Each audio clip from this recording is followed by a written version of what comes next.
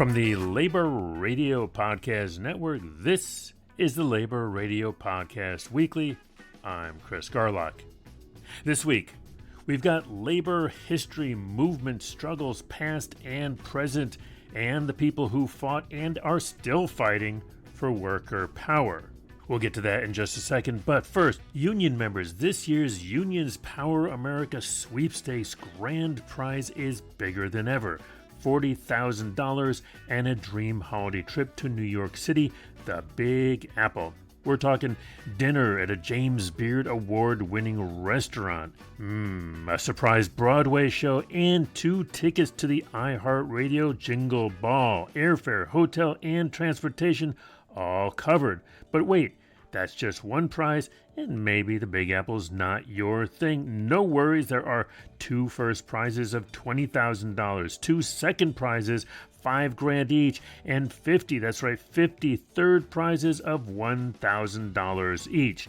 Now, if you weren't keeping track or are mathematically challenged like me, that's a total of $140,000 in prizes. Enter for free right now at unionspoweramerica.com. That's unionspoweramerica.com. Don't miss your shot. No purchase necessary. See official rules online.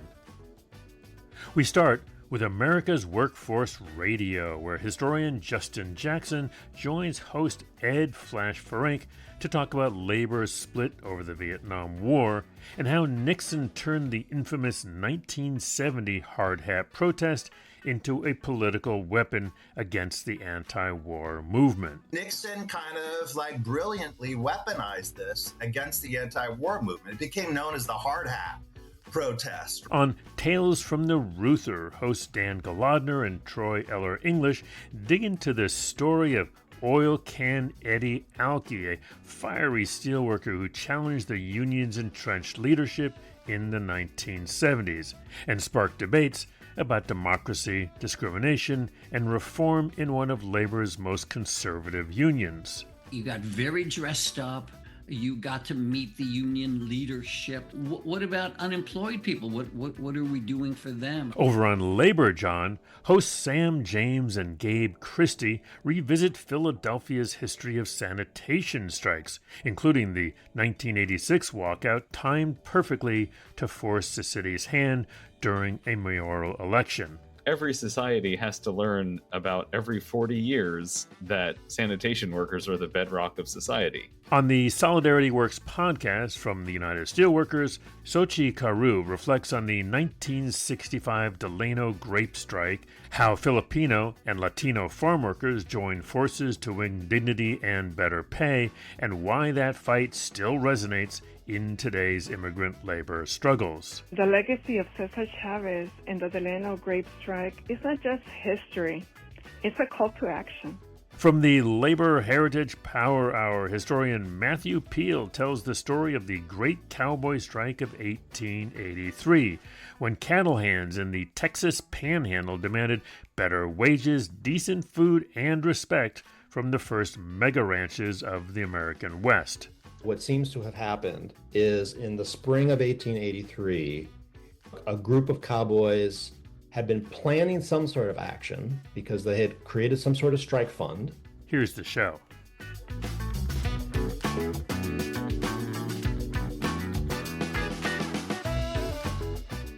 Welcome to the America's Workforce Radio Podcast, the flagship production of the American Workers Radio and Podcast Network, where organized labor and its never-ending fight to protect the rights of the American worker. All right, let's go to line number 1 and welcome to the show, Justin Jackson. And what I love to do on this show is take a deep dive into history because you're supposed to learn from history. Not everybody does.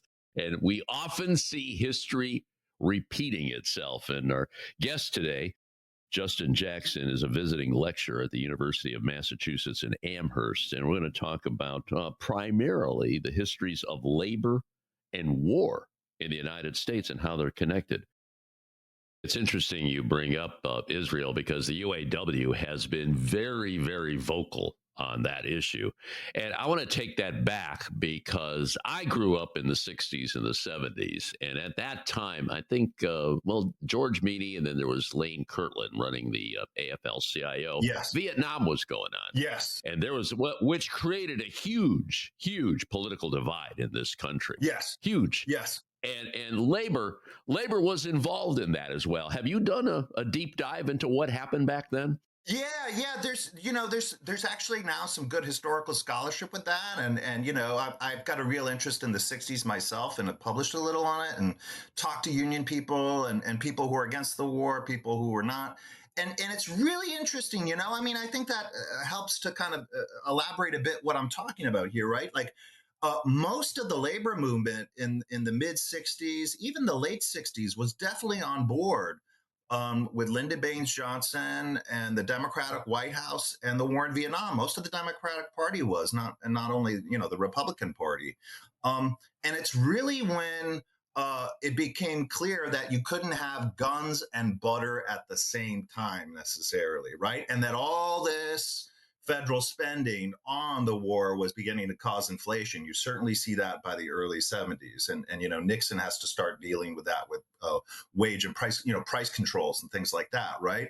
The labor movement starts to split, right, on the question of Vietnam in some really interesting ways, right? In some ways, following Martin Luther King, right, and the civil rights movement breaking on Vietnam, and King was a labor man. I mean, King, yeah, people forget this about King. King was very much tied to, black workers and movements with the UAW, helped sponsor the March on Jobs and Freedom, right? And so once that starts to happen, the UAW, Reuther start to swing, and a couple of other unions like the Longshoremen's Union and other things like that start to swing against the war. But again, war comes home. I mean, what does Nixon do in the early '70s? People might remember, right? There was this rowdy protest of construction workers in downtown New York City, right, against an anti-war protest. I believe this was '70 or '71, right? And Nixon kind of like brilliantly weaponized this against the anti-war movement. It became known as the hard hat protest, right? These construction workers just going at it with these long-haired, hippie types, in downtown New York. Right. And it was politically advantageous. I think you almost see sort of something like that today. Right. Like, I get it. There's a lot of young people, progressive people on the left, anti-war people, progressive Jewish Americans who are upset about Gaza. Right. And maybe should be. Right. Like, there's the way things are going there are terrible for both Israelis and Palestinians. But Trump and the people around him are brilliant at weaponizing student protest, right, and using it as a way to crack down on universities right now, right? Yeah. And it's the same kind of dynamic that you see with Nixon and Vietnam in the '70s. Then turned against a New Deal liberalism that incorporated labor and workers. Now against just like the Democratic Party, and all the kind of liberal institutions like academia that are part of it. I knew this was going to be a fascinating conversation. Justin Jackson, who is a visiting lecturer at the University of Massachusetts Amherst, you take care. And I have a feeling you and I are going to have a conversation in the not too distant future. Okay, brother? Oh, I would love to be back on the show. That was America's Workforce Radio. Coming up, rank and file rebellion inside the Steelworkers. Hello and welcome to another Tales from the Reuther, a podcast coming out of the Walter P. Reuther Library at Wayne State University in Detroit, Michigan. I am Dan Golodner, and with me pushing the Zoom button is Troy Eller English. On today's podcast, we are talking about union democracy within the United Steelworkers Union of America. We are discussing how one man took on the establishment of union hierarchy, which laid the groundwork for reform the union itself later on. And this person was Edward Eddie Sadolsky, or Oil Can Eddie. The article is from the Journal of Illinois State Historical Society that was published in the fall of 2024 by Roger Biles, a professor emeritus at Illinois State University, and Mark Rose, who is a professor of history at Florida Atlantic University, where he teaches courses in American business, cities, and politics. Oil Can Eddie, rose to influence as a progressive rank-and-file leader who set out to transform the Steelworkers Union during the 1970s. And in 1977, actually challenged for the international union leadership, marking a pivotal moment for the union on whether it would move left and embrace more social democratic ideals or remain an entrenched conservative union. Now, give us a quick background of what the Steelworkers Union was like in the 60s during this time that he's rising up. Well, some of your listeners may know that for a long time in the 20th century, the Steelworkers Union had the reputation of being one of the more conservative unions. Its leadership, headquartered in Pittsburgh, was always known as kind of a go slow, cautious union. And by the time Eddie came along, I think there was a fair amount of disquietude with that approach. A lot of the workers felt that union leaders in Pittsburgh just weren't pushing hard enough. They were too chummy with the steel companies and that sort of thing. And Eddie was one of those. He was a real firebrand at that time. He really thought that new leadership was needed. He was really pushing hard to get the steel owners to bend more.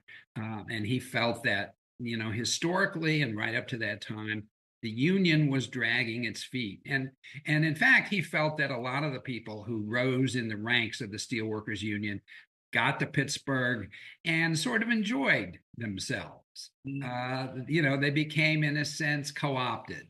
And they just forgot their roots, I suppose, and didn't continue to do the things that got them there. And that really upset him. Right. So in the early 1960s, a lot of younger Mexican-American men were joining the union. There was a large Mexican-American population around East Chicago and in Gary. And some of these people went to or were elected to the Steelworkers annual convention in Miami. And several of them came away from those meetings feeling disappointed about the union. Said that you got very dressed up. You got to meet the union leadership, the people from Pittsburgh. But they said, and they also disliked it, that much of the meeting was given over in the evenings to drinking, to searching for women. And they said, well, at least one of them, what about unemployed people? What are we doing for them? And what are we doing about increasing salaries? And so even in the early 60s, and this was right after that colossal strike of 1959, the major settlement. But even by the early 1960s, there was the feeling that the union was not doing for them what it should have done. In particular, these guys talked about discrimination against Mexican American workers, and they wanted the union to speak to those kinds of issues. But they didn't get that out of the leadership. Some of those people then ended up as members of Eddie's various election committees. Well, gentlemen, it's been a great pleasure. I really enjoyed talking with you guys. Learned a lot more than I actually got from the article itself. So thank you for being with us. Appreciate it. Sure. Thank you, Troy. Thank you, Dan. Pleasure to talk with you guys. Yes, very much.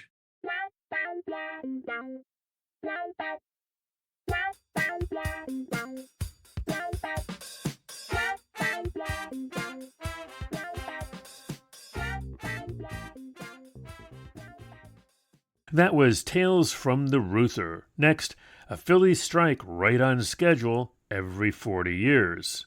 Hello and welcome to the Labor John podcast, where we yearn to learn about the working class history of Philadelphia and the surrounding world. My name is Sam James, and I'm joined by my co-host, good friend, Ed, all-around funny, entertaining, and smart guy. I'm Gabe Christie.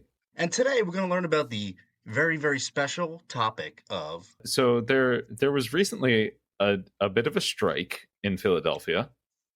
Just a little one. Just a little tiny one. Yeah. Of 9,000 municipal employees, including sanitation workers. And this is not the first time that that's happened. Oh, is this the second time, Gabe? It's not even the second time. What? So history sounds important, Gabe. We should probably learn more about it. Yes, that's why we're here. Oh my God. Okay. And there was a meme floating around during the strike of basically saying, like, every society has to learn about every 40 years that sanitation workers are the bedrock of society. Mm-hmm. And lo and behold, Philly has had a sanitation strike almost exactly every 40 years. Right on time. So we're going to talk about the last one, or the last one before the most recent one, in 1986. Ooh, the penultimate strike. I like it. Now we need to talk about the guy on the right-hand side in this little heart here, a fella by the name of Earl Stout. So Earl Stout joined the sanitation department after World War II. Initially, he was a laborer. Then he worked his way up into a mechanic position. Became a shop steward in 1961. Then a business agent for the sanitation local in 1965. And he was eventually elected the president of District Council 33, just as everybody's favorite mayor, Frank Rizzo, was facing a primary challenge. Friend of the show. Yes. So... friend of people with warm hearts everywhere, Gabe. Yes. A gentle teddy bear of a mayor and police commissioner. Yeah. Whose bum was permanently covered in crumbs. So basically, Stout's first action as president, or first major action as president of DC 33, was negotiating a 13% raise right before the election. Oh, okay. Because he recognized Rizzo was facing a primary challenge, and he basically came in and said, like, listen, you're the current mayor, you'll get blamed for a trash strike. Give us a raise or we're going to ruin your election chances. This sounds familiar, Gabe. Yes. We should preface this whole thing by saying don't fuck with sanitation. They will make your life very difficult. Yes.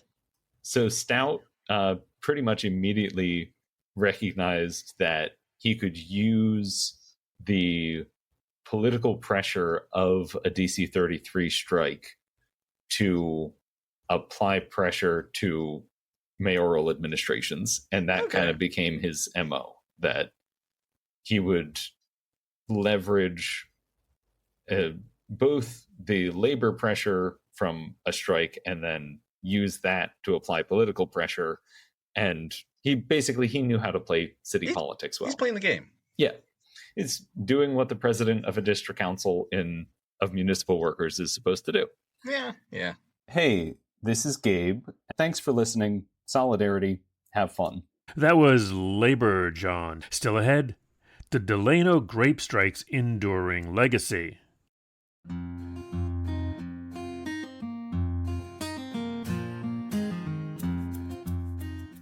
Welcome to Solidarity Works, a podcast from the United Steelworkers Union.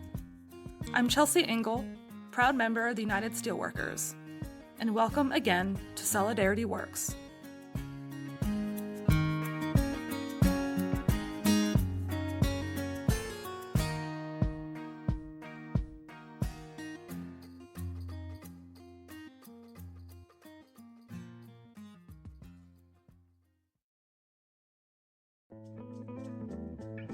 Today, ICE raids are sweeping across farms and other workplaces in the United States, targeting undocumented immigrant workers. Entire communities are living in fear. Parents are afraid to go to work, while their children are scared that they'll come home from school to empty houses. Even toddlers in foster care and U.S. citizens have been swept up in the chaos. Behind the cold, bureaucratic numbers, over 56,000 detained this year, as of July 7th, are the human stories of immigrant workers. And behind those stories is a long legacy of struggle, sacrifice, and organizing. A legacy that takes us back exactly 59 years to the small town of Delano, California. Let's rewind to September 8, 1965, when a group of courageous Filipino grape workers walked off the job.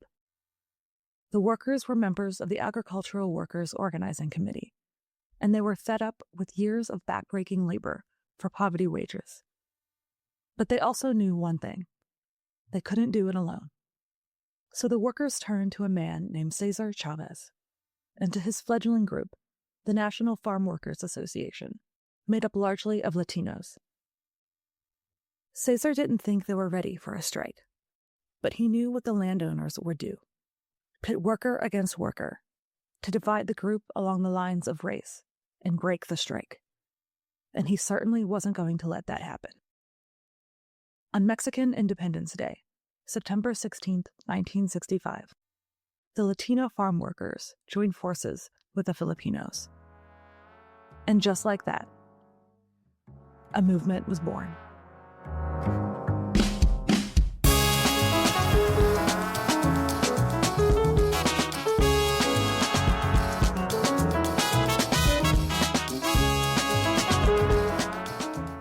But this wasn't just a labor strike. It was a moral strike. Cesar insisted that Filipino and Latino workers shared the same picket lines, the same kitchens, the same union halls. Because this wasn't just a protest.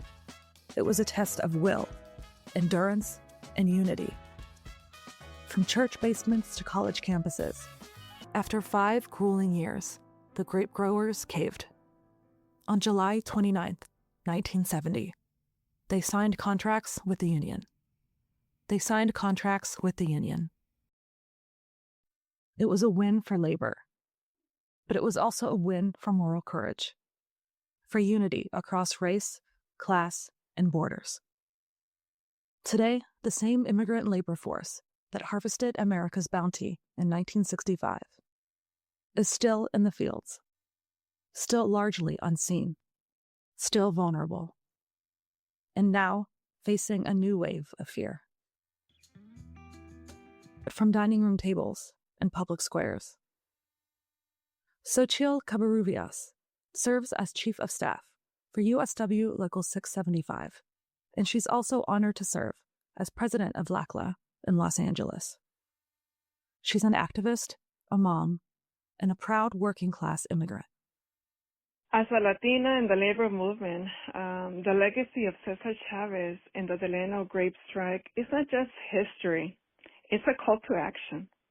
It represents the power of collective struggle, the dignity of immigrants' labor, and the strength we bring to organizing, resistance, and leadership.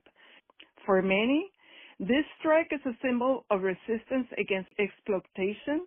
It reminds us that our community hands have harvested the food that feeds this nation. Yet, the same hands has too often been denied justice. Until next time, take care and stay safe, siblings.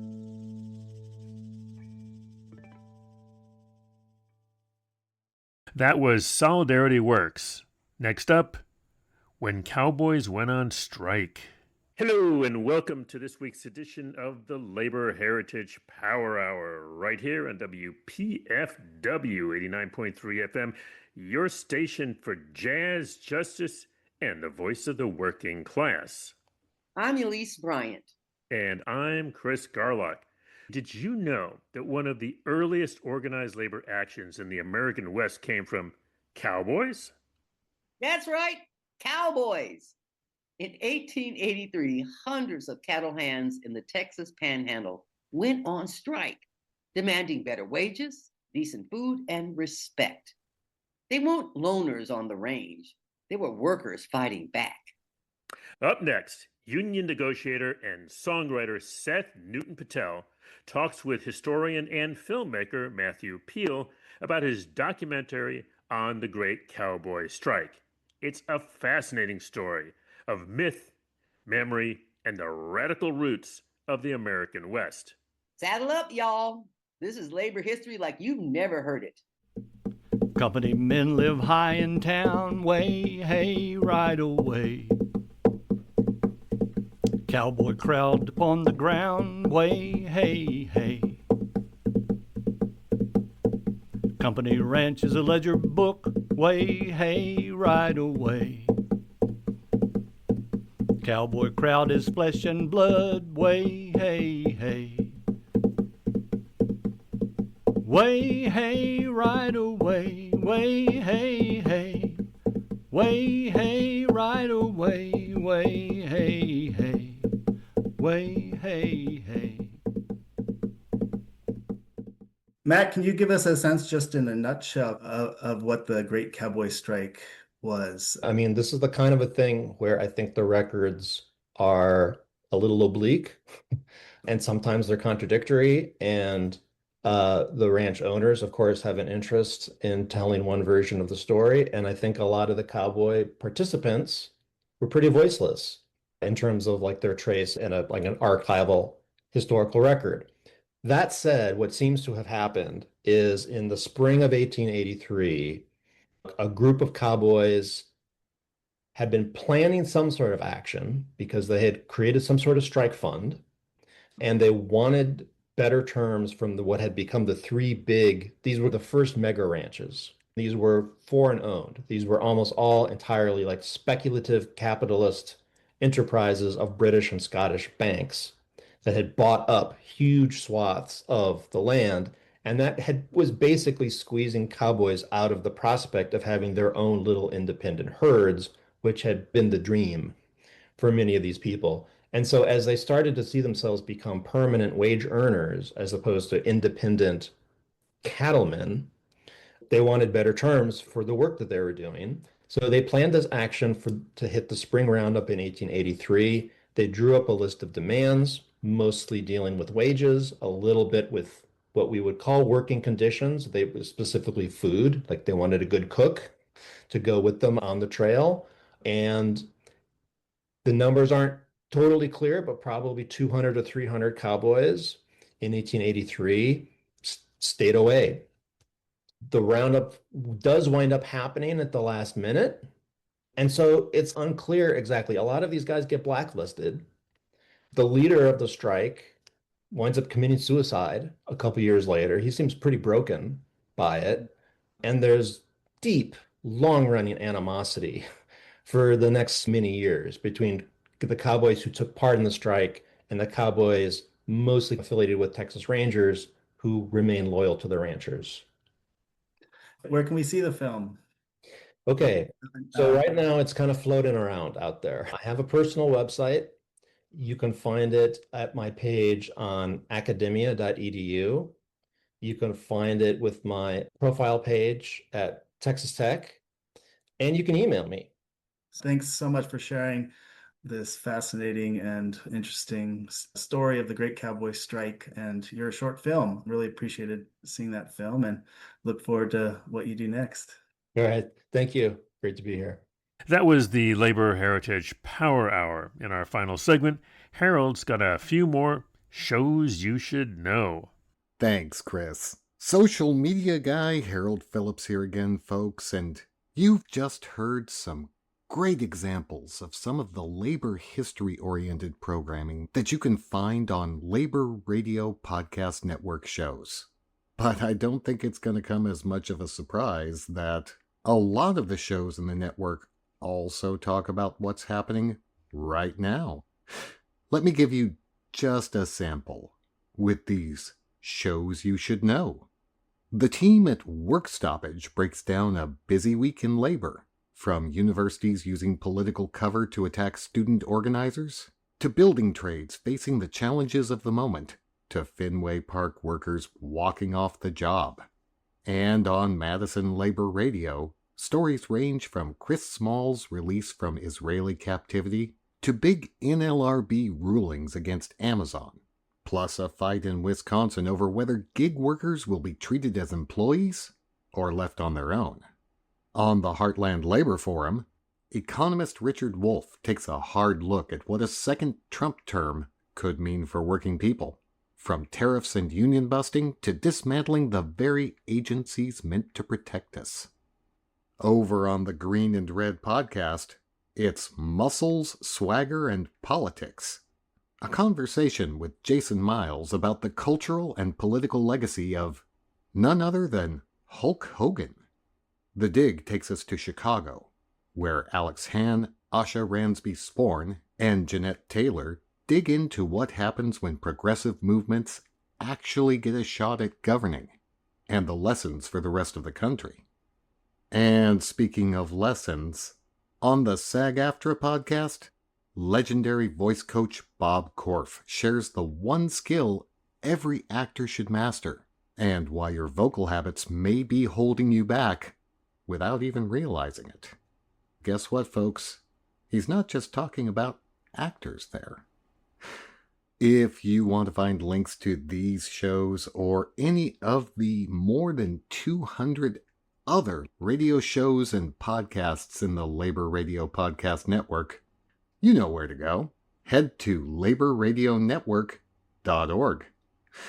And if you want to find out what these or other network shows are talking about, whether they're talking about what happened in the past or right this minute, follow us on social media at Labor Radio Net, on Blue Sky, and on Facebook and Instagram and Twitter for now. Okay, Chris, back to you. I think I'm going to check my news feed just to see what's going on. But you know, a lot of our labor radio shows and podcasts will probably have more up-to-date news than I'm getting there.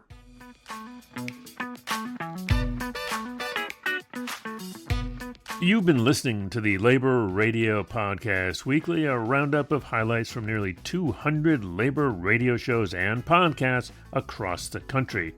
You can find all the shows you heard today and hundreds more at laborradionetwork.org.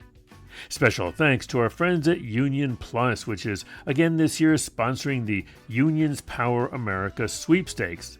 And this year, the grand prize is grander than ever. $40,000 cash, and a dream holiday trip to New York City, the Big Apple. Dinner at a James Beard Award-winning restaurant, a surprise Broadway show, and 2 tickets to the iHeartRadio Jingle Ball. Airfare, hotel, transportation, all covered. Enter for free right now at unionspoweramerica.com. That's unionspoweramerica.com. Don't miss your shot. No purchase necessary. See official rules online.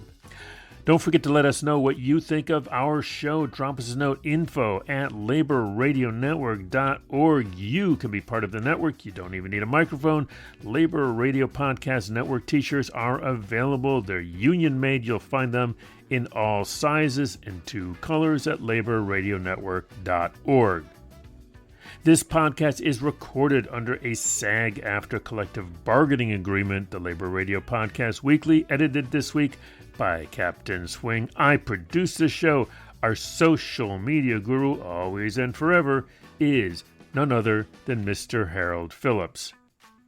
For the Labor Radio Podcast Weekly, this has been Chris Garlock. Stay active, stay tuned to your local Labor Radio Podcast show. We will see you next week.